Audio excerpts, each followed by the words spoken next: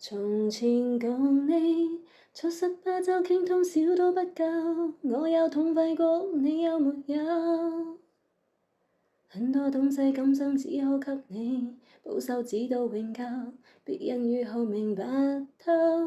實實在在帶入個我宇宙，即使相處到有個裂口，命運決定了以後再沒法聚頭。能說過去卻那樣巧，問我有沒有，確實也沒有，一直躲避的藉口，非什麼大仇，為何教自己在最後變不到老友？不知你是我敵友，已沒法蒙頭，被推着走，跟着生活流來年陌生的，是昨日最親的某某。